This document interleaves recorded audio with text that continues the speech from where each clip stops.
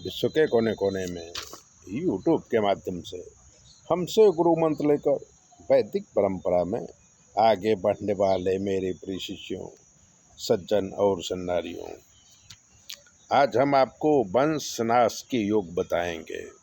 वंशनाश तुरंत नहीं होता। जो बड़े बुजुर्ग पाप करते हैं उनका फल 3 पीढ़ी को भोगना पड़ता है और फिर वंशनाश हो जाता है।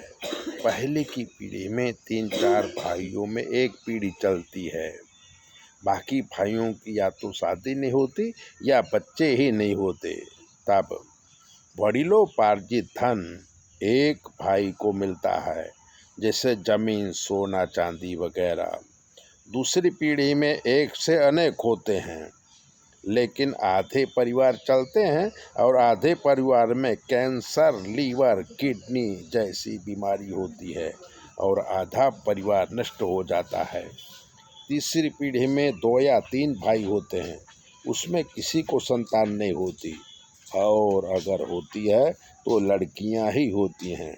लड़कियों को भी वंशनाश के योग होते हैं, उनकी शादी नहीं होती और अगर मान लो शादी हुई तो वो प्रेम विवाह करके दूसरे धर्म में चली जाती हैं और वहाँ से डिवोर्स लेके घर वापिस आती हैं।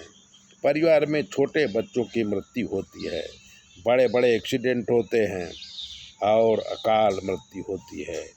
जवानी में मृत्यु होने से पाप योग और वंशनाश के योग बढ़ जाते हैं।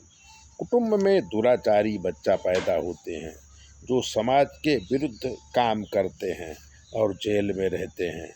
कभी कभी संतानें लापता हो जाती हैं जिनकी मृत्यु का समाचार भी नहीं मिलता। प्रसूति के समय जवान बहुओं की मृत्यु होती है।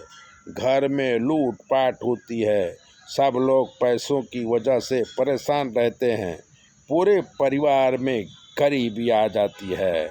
सारी संपत्ति नष्ट हो जाती है आदि कई प्रकार के कष्ट भोगने के बाद ही वंश का नाश होता है। ऐसे ही ज्योतिष की गुप्त बातों जानने के लिए चैनल को सब्सक्राइबर कर लीजिए, लाइक कर दीजिए। और अगर आपके जीवन में कोई भी कष्ट है तो 9825200108 पर फ़ोन कर लीजिए।